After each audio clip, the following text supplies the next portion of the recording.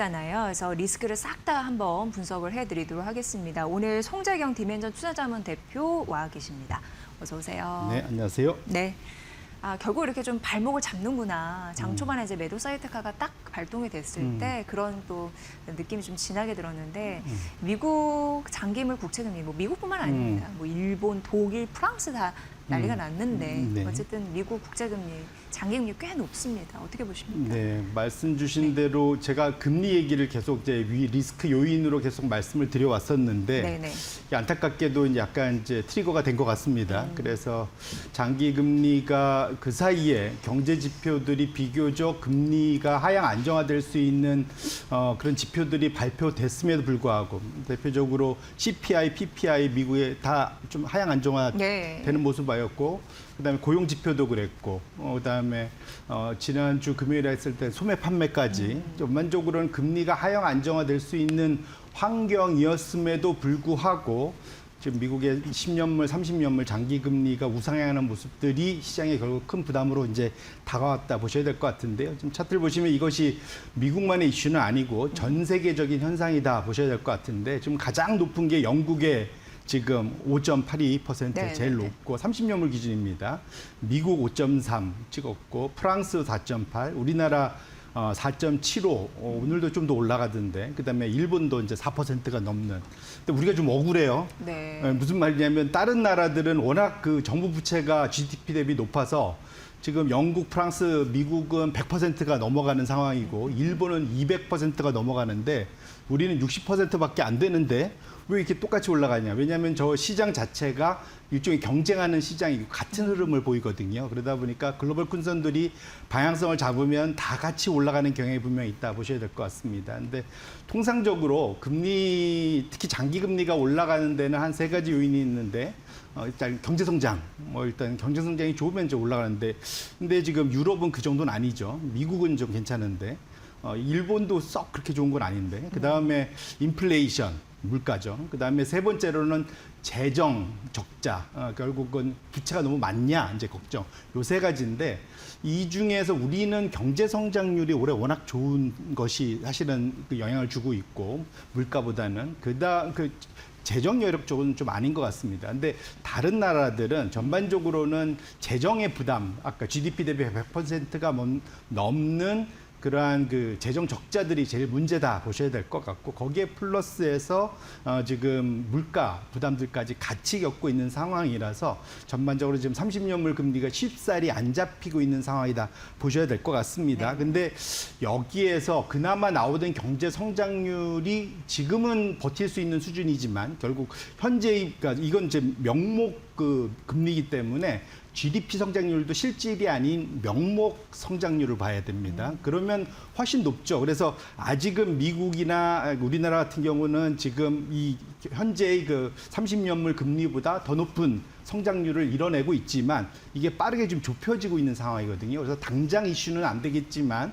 적어도 시장이 경계감을 가질 만한 상황으로 지금 장기 금리의 상승 압력이 커져 있는 상황이고, 이런 흐름 자체가 전 세계적으로 나타나기 때문에 지속적으로 이것 자체가 완전히 시장을 약세장으로 끌어내리는 상황까지는 아직은 아니지만 적어도 경계심을 또 다시 한번 가질 수밖에 없는 상황을 우리가 확인하게 된 오늘과 또 최근 며칠이다 이렇게 보셔야 될 것 같습니다. 네. 계속적으로 이제 문제가 나오고 있는 그런 부분이 어쨌든 시장은 뭐 떨어질 것이다, 시장이 굉장히 불안할 것이다라는 방면에서 주장하는 근거라고 보시면 됩니다. 근데 자본 조달이잖아요. 사실 자본 조달은 회사채 발행 이런 이슈도 있고 당연히 우리가 오늘 얘기하는 금리 얘기도 있는데 지금 장부에 안 보이는 빅테크들의 AI 자본 지출이 4조 달러 정도가 된다. 이거 우리나라 돈으로 4천조? 4천조가 넘죠. 넘는 거잖아요. 1.4를 곱해야 되니까 네. 4,800조. 그럼 엄청 큰 게 어마어마하죠. 우리는 아직 체감을 못하는 돈이라고 하는 건데 이렇게 금리가 높다 보니까 더 우려되거든요. 맞습니다. 어떻게 보십니까? 예.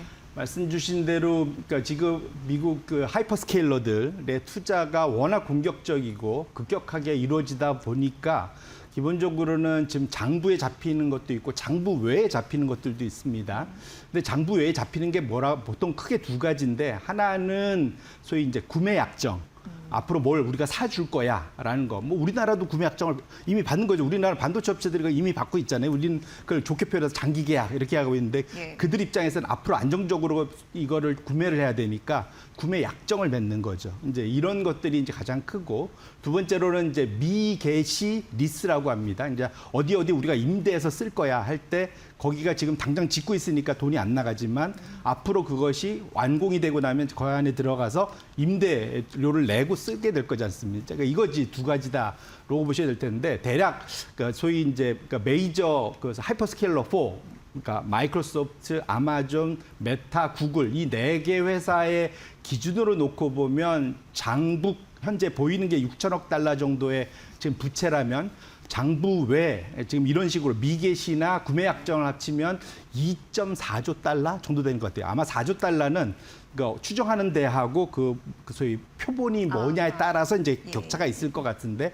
어쨌거나 눈에 보이는 거 앞으로 이제 결국 이거 다 부채로 끌어와야 되니까 그렇게 놓고 보면 그게 지금 4배가 넘는 거니까 진짜 빙산의 일각만 우리가 지금 보고 있는 건 맞다. 근데 이것이 아이러니하게도 지금 미국의 국채금리, 정부의 조달금리를 상방 압력으로 작용하는 가장 큰 원인이 되고 있다는 게 아이러니입니다. 근데 미국의 경제 성장은 지금 주도하는 게 무엇이죠?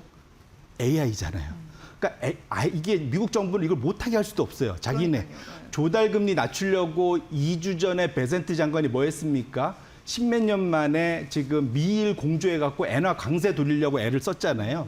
그만큼 지금 장기 금리를 낮추려고 애를 썼는데 그래서 대표적으로 지금 차트에 열려 있는 게 뭐냐면 작년에 비해서 미국의 10년물, 20년물, 30년물에 해당하는 장기 국채의 신규 발행 지금 이게 누적으로 놓고 보시면 올해는 순감합니다. 발행이 4,400억 달러 정도 낮추어서라도 장기금리 이거를 다 2년 미만짜리로 단기로 돌려갖고 장기금리를 잡으려고 무던히 애를 쓰고 있거든요. 베센트가. 그런데 이거를 완전히 상쇄시켜 버리는 것이 AI 투자. 결국은 4,700억 달러의 순증으로 지금 그 소위 하이퍼스케일러들의 소위 B2 지금 이게 신규 발행이 엄청 늘고 있는 겁니다. 결론적으로는 장기물 시장에서 미국 국채 금리보다 더 높은 금리로 하이퍼스케일러들이 지금 국채를 발행하다 보니까 이들이 결국은 미국 국채 금리를 끌어올리는 역할을 하고 있다 보셔야 될 것 같고 이걸 보통 우리가 지금 경제용어로 구축 효과라고 하죠. 같은 시장 안에서 한쪽이 너무 세게 나오면 나머지를 배제시켜 버리는 이걸 이제 구축 효과라고 하는데 이런 현상들이 지금 나타나고 있습니다. 이러다 보니까 한 예를 이렇게 들어볼게요. 우리 시청자분들한테도 질문해 볼 만할 것 같은데 미국 국채금리 30년물 국채금리가 5.3인데 구글의 30년물 국채가 6.2, 6.3 됩니다. 그러면 뭘 살까요? 구글이 미국 정부보다 더 위험할까? 생각해 보면 둘 다 위험해지면 둘 다 위험할 것 같은데 그러면 구글이 1%, 1.5% 더 주면 구글 국채를 사겠죠. 이 현상이 지금 일어나는 회사채를 그죠. 구글의 그 회사채를 살 수밖에 없는 환경이 되다 보니까 미국 국채가 외면받고 이러다 보니까 국채 금리를 자꾸 끌어올리게 되는 상황이 된다. 이렇게 보셔야 될 것 같습니다. 그래서 지금 상황에서 지금 오늘 이 밤에 있을 중요한 이제 전 인디케이터 단기적으로는 이것이 시장을 좀 안정화시키느냐 여부에 결정이 될 텐데 오늘 미국 국채 20년물 경매가 있습니다. 160억 달러 상당인데 최근 들어서는 이제 이게 경매 상황이 좀 뭐랄까요? 항상 전 고점을 계속 뚫으면서 좀 올라왔거든요. 그러니까 인기가 없는 거죠. 그 인기가 없는 게 구글이나 아마존 같은 데 회사채들 때문에 그렇습니다. 결론적으로는 오늘 여기에서 일정 부분 이 상황이 좀 더 지속될지 좀 안정될지 여부가 결정되기 때문에 오늘 밤에 있을 미국 20년물 국채 경매에 대해서 조금 더 집중할 필요가 있겠다 이렇게 말씀드립니다. 네. 안 팔리면 또 급등. 그렇죠. 네. 그러면 또 금리가 결국은 팔리는 수준까지 금리를 올려야 될 테니까 그렇게 해놓고 보면 시장에서 조금 더 부담으로 좀 안겠죠. 그래서 어쨌든 오늘 밤에 있을 이제 단기적으로는 제일 큰 지금 지표는 미국의 20년 국채 경매 금리가 무엇을 결정되느냐가 중요할 것 같습니다. 일본도 그러잖아요. 네. 근데 전반적으로 미국의 장기 금리가 지금 발작을 일으키면서 높은데 이게 일본에도 영향을 주고 있는 상황이고 일본 자체만 보더라도 10년물 국채 금리가 30년 내 최고치를 또 넘어서는 흐름들이 나타나고 있습니다. 우리가 근데 염려하는 거는 예전에 공포스러운 경험이 있잖아요. 엔캐리 트레이드 청산. 그렇죠. 2년 전에 있었죠. 그런 흐름하고 또 맞물릴까 봐 걱정인데 어떻게 봐야 될까요? 1차적으로는 사실은 지금 상황적으로는 좀 걱정스러운 상황인 것만은 맞습니다. 그런데 저는 이제 다행스럽게 생각하는 것은 그나마 이번에 엔캐리 청산 가능성은 매우 낮다. 이렇게 보셔야 될 것 같은데 가장 큰 이유는 첫 번째 아까 말씀드린 대로 미일 공조를 통해 갖고 지금 엔화 강세, 소위 엔화 일병 구하기 를 했죠. 그래서 164엔, 달러당 164엔 하던 것을 한 이틀 만에 155엔까지 끌어내렸다가 요게 지금 159엔까지 다시 올라왔습니다. 절반의 성공을 했죠. 한데 어쨌든 미일 정부가 나서다 보니까 엔화는 계속 약세 갈 거야 하는 숏배팅 규모가 최근에 확 줄었어요. 그래서 100이 있었다면 지금은 한 30만 남아 있습니다. 그러니까 많이 줄었다는 것은 그 사이에 엔캐리 청산 없이도 이것이 많이 줄었다는 측면은 좀 다행스럽다 보셔야 될 것 같고 보통 여기에서 소위 발작이 나오는데 그런 측면에서는 어쨌든 베센트 장관이 뭐 절반의 성공이긴 해도 어쨌든 주식 투자자들 입장에서는 가슴을 좀 쓸어낼 수 있게 만든 것은 다행스럽다. 다만 이것은 이제 단기에 트레이딩하는 매우 공격적인 헤지 펀드들 자금이고요. 좀 긴 호흡에서는 결국은 일본 내의 투자자들이 지금 굳이 미국 국채 살 필요가 있겠어? 좀 왜냐하면 엔화 해지하고 난 다음에 갖고 오면은 적자거든요. 오히려 일본 장기채를 사는 게 더 낫습니다. 그러다 보니까 그런 현상이 나타나면 그건 이제 글로벌리 좀 이슈가 될 것 같아요. 그래서 아직은 그런 이슈가 나타나고 있지 않아서 다행스럽긴 한데 여전히 엔화의 흐름에 집중할 필요는 있겠다 이렇게 말씀드립니다. 네. 사실 시장이 막 흔들리고 불안하고 떨어질 때 굉장히 갖다 붙일 요인들이 많은 것 같습니다. 그런데 또 하나 뭐 중국까지 얘기가 되고 있습니다. 그쪽에서 무슨 일이 터지고 있는 상황인지 경기가 그렇게 불안한가요? 1차적으로는 이런 거죠. 사실은 시장의 기대는 중국 정부의 소위 그러니까 내수 진작 통해 갖고 성장률을 좀 공격적으로 끌어올려 주기를 바랬었는데 중국 정부가 워낙 좀 부동산 그때 과열 이후에 그 뒤어서 그런지 쉽사리 아주 공격적으로 안 하고 있습니다. 그러다 보니까 성장률이나 내수 소비가 상당히 좀 둔화돼 있고 한마디로 향후 경제에 대한 전망, 성장에 대한 전망이 있어야 성장할 것 같으면 돈을 벌 것 같아야 돈을 빌려서 투자할 거잖아요. 그런데 지금 돈 빌려가 해도 중국 내 민간에서 돈을 잘 안 빌려가고 있어요. 상대적으로 이런 것들이 중국의 경제 성장률 둔화의 이제 중요한 이유다. 그러다 보니까 우리가 아까 30년물 금리 얘기를 쭉 했었는데 여기서 중국이 되게 높을 것 같은데 중국은 지속적으로 이게 내려와서 지금 30년물이 2.15밖에 안 됩니다. 그러니까 상당히 향후 전망에 대해서 상당히 좀 뭐랄까요, 좀 보수적이고 상당히 좀 침울한 상황인 것만은 분명하다 봐야 될 것 같은데 다만 이제 중국 중앙정부가 마음만 먹으면 풀 수 있는 돈은 아직도 여유 있게 좀 많이 갖고 있다. 보셔야 될 것 같아서 하반기에 아마 글로벌 흐름이나 이런 걸 보고 아마도 이제 적정한 수준에서 부동산을 과열시키지 않는 선에서의 소비 진작 아마 정책들은 나올 가능성이 있고요. 아마 그런 것들이 시장에 큰 악영향보다는 일종의 조금의 이제 소위 숨통을 트이는 수준의 경기 부양책이 나오지 않을까라는 기대는 여전히 갖고 있다. 이렇게 말씀드립니다. 네. 그리고 이제 중국 얘기 나와서 말인데 지금 휴머노이드 로봇 기업 유니트리 상장했는데 폭발적으로 무슨 630% 급등 출발하면서 뭐 500% 급등세 보이면서 시총 75조에서 93조 육박 이런 얘기가 좀 나오고 있는 상황입니다. 대비를 좀 잘한 것 같아요. 이 영향 어디 있을까요? 예, 일단 중국이 그러한 소위 그러니까 핵심 전략 산업의 스타트업을 계속 키워내서 정부가 돈을 지원해 갖고 그것이 결국은 어느 수준이 커지면 중국 내의 인민이라고 하죠. 중국 인민들인 소위 민간 자금이 재투자될 수 있게 투자될 수 있게끔 거기서 IPO죠. 그러니까 이걸 통해 갖고 자금을 조달해서 규모를 키워서 글로벌 경쟁력을 갖게 만드는 이 시스템을 상당히 좀 잘 갖춰놨다. 그래서 우리가 앞에서 CXMT, 소위 창신 메모리에서도 한번 확인을 했고요. 네네. 이번에 유니틀에서도 확인을 한 것 같습니다. 그렇기 때문에 특히 창신 메모리 상장 때 글로벌리 한번 반도체주들이 다 흔들렸기 때문에 이제 이번에도 이제 걱정을 하고 있다 보셔야 될 것 같은데, 다만 저는 개인적으로 이제 전문가들의 의견을 들어보면 다행스럽다고 생각하는 것이 네. 유니트리가 가성비는 좋은데 싼 게 비지떡이란 말도 있잖아요.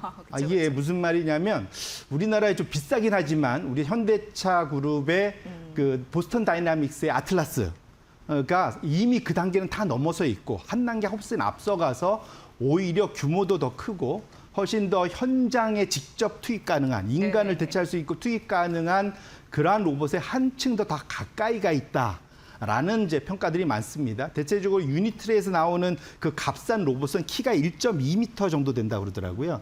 근데 이거는 보기는 좋고 값은 싸지만 소위 산업 생산에 바로 현장 투입이 안 된답니다. 그래요? 왜냐하면 사람 사이즈가 돼야 평균 키가 성인 남자 사이즈는 돼야 되잖아요. 이거 한 170 전후는 돼야만 바로 현장에 투입했을 때 사람 대신에 뭔가를 할 수 있는데 반쪽짜리 휴머노이드. 그죠. 1.2m를 거기다 갖다 놓으면은 뭐 어떻게 밑에다가 의자를 갖다 놓고 올라서서 일할 수도 없고 뭐 이런 일이 있다고 하더라고요. 그래서 상대적으로는 지금 우리가 우리 로보틱스에서 우리 그 보스턴 다이내믹스의 경쟁력은 여전히 살아 있다 보셔야 될 것 같고, 두 번째로는 미국이 여기에 나름대로 울타리를 쳐줬죠. 중국으로부터의 완성 로봇 수입을 금지하는 법안을 이미 통과시켰지 않습니까? 그래서 행정명령으로 그런 측면에서 놓고 보면 여전히 생태계는 살아있기 때문에 유니트리의 상장이 여전히 마치 지금 메모리에서 반도체에서 우리가 걱정하듯이 한켠에는 걱정이 있긴 하지만 여전히 우리한테는 적어도 2, 3년간 이거를 현재 가성비를 끌어올려서 그 경쟁력을 가져갈 수 있는 그런 시간적 또는 물질적 그런 기회는 여전히 남아있다 이렇게 보셔야 될 것 같습니다. 네. 그리고 마침 또 굉장히 중요한 이슈가 있는 게 중국의 외교부 수장이 우리나라를 방문하잖아요. 내일까지. 11개월 만에 열린다? 뭐 이런 얘기도 있고, 이 관련된 주가가 또 오를 수 있을 것 같나? 뭐 이런 생각이 들고, 화장품주 오르는 것도 대표적으로 그런 느낌도 있나라는 생각이 들기도 하고, 어떤 영향력이 있을까요, 정치에서는? 말씀 주신 대로 이제 지금 이재명 정부가 들어오면서 냉랭했던 대중국 관계가 좀 빨리 뭐랄까 풀리지 않을까. 또 네. 우리 또 연초에 중국 방문도 했었잖아요. 그래서 빨리 풀릴 거라 생각했는데 생각보다는 좀 여전히 냉랭합니다. 뭐 대만 이슈 때문에. 하지만 다행스러운 것은 어쨌든 지금 트럼프 대통령이 그 기회를 아이러니하게도 만들어주고 있다. 예. 뭐냐면 지금 북한과의 대화 물꼬를 트고 싶어 하는 것이 가장 큰 원인이고요. 이유는 이란 전쟁 이번 중간 선거 때문에 재미 보려고 했는데 지금 오히려 이거 장기적으로 좀 끌려가고 있죠. 우크라이나전 24시간 만에 끝낸다고 그랬는데 그것도 안 되는 상황. 그러다 보니까 상대적으로는 좀 우호적인 환경이 조성될 수 있는 북한과의 그러한 뭔가 의미 있는 타결, 이것을 좀 만들어내고 싶고, 이럴 건 다행스럽게 중국과 러시아도 그것에 대해 크게 반대하지 않는다. 그런 측면에서 놓고 보면 우리한테는 상당히 큰 기회가 올 수 있고, 이것 자체가 그전에는 개성공단 위주의 이제 남북 경영이었으면 지금 소위 그러니까 남북, 그다음에 북중러 플러스에서 몽골까지 지금 두만강 프로젝트라는 것이 상당 기간 답보 상태에 지금 열려 있는데 중국과 러시아가 여기에 엄청나게 진심입니다. 이걸 잘하고 싶어 하거든요. 그래서 우리 입장에서는 거기에서 중러를 통해서 북한을 끌어들이면서 남북 경협을 되살릴 수 있는 환경이 조성될 가능성이 있기 때문에 이 기회가 좀 잘 살려줬으면 좋을 것 같고요. 이런 측면에서는 매우 앞으로 두만강 프로젝트를 열심히 한번 지켜볼 필요가 있겠다 이렇게 말씀드립니다. 네, 뭐 대표적인 뭐 중국 관련 이슈도 오늘 굉장히 많네요. 그런 부분에서 차근차근 말씀해 주셨고요. 이게 사실 뭐 반도체 제외하고 다른 섹터에서 순환매가 돈다 한들 삼전닉스가 오늘같이 이렇게 빠져버리는 장이면 영향을 미칠 수밖에 없는 상황인데, 그런데 삼성전자, SK하이닉스는 최근 고배당주로 또 인식을 해요. 200조 원 주주 환원이라는 통큰 그런 정책 기대를 하시는 분들도 많고, 결과적으로 삼전닉스가 뭐 오늘 같은 장에서는 변동성의 주범이 되긴 하지만 결과적으로 증시 하방을 막아줄 수 있는 그런 존재가 될 수 있을 거라고 보시는지, 이 얘기는 매회 들으시는 그런 질문이실 텐데 안 드릴 수가 없는 질문입니다. 어떻게 맞습니다. 보세요? 예. 말씀 주신 대로 다행스럽게 삼전 닉스가 주가가 요즘에 다시 변동성이 커져서 그렇지 돈은 잘 벌고 있습니다. 그런 측면에서는 이제 잉여 현금 흐름의 50% 주주 환원, 뭐 이건 이제 원래 목표였기 때문에 지속된다 하면 그것만으로도 말씀 주셨던 100조에서 200조 원의 주주 환원이 삼성전자 기준으로 충분히 가능하다 봐야 될 것 같고요. 이렇게 되면 대략적으로 현재 시가총액의 8에서 한 13% 레인지 안에 있기 때문에 그러면 매우 이거는 고배당주 말씀 주신 대로 가능하고 통상 이렇게 고금리 환경에서는 가치주 그다음에 배당주가 훨씬 더 각광을 받게 돼 있습니다. 근데 그렇게 놓고 보면 이런 주주 환원책이 자사주 소각 포함해서 배당과 연결이 된다고만 한다면 충분히 말씀 주셨는데 하방은 충분히 단단히 만들 수 있고 최근에 자금이 보면 삼전 닉스에 들어오는 게 헤지펀드들이 좀 많은 것 같아요. 근데 오히려 그렇게 고배당을 하게 되면 롱온리 그런 연기금처럼 장기 투자하는 자금들이 훨씬 더 많이 들어올 수 있습니다. 그렇게 놓고 본다면 오히려 그러한 주주 환원책이 조금 더 확실화되는 것 자체가 주가의 하방을 막을 뿐더러 상승을 장기적인 상승 모멘텀을 다시 가져올 수 있다는 측면에서는 매우 좋은 재료가 될 수 있겠다 이렇게 말씀드립니다. 네, 오늘 뭐 증시에서 좀 불안 요소였던 리스크 싹 다 한번 정리를 해보면서 증시 하방을 좀 견고하게 받칠 수 있는 그런 모멘텀이자 시장의 재료까지 분석해드렸으니까 잘 참고해 보시면 좋을 것 같습니다. 오늘 좋은 분석 명쾌하게 해주신 송재경 디멘전 투자자문 대표와는 여기서 인사드리고 다음번에 또 뵙도록 하겠습니다. 고맙습니다. 네.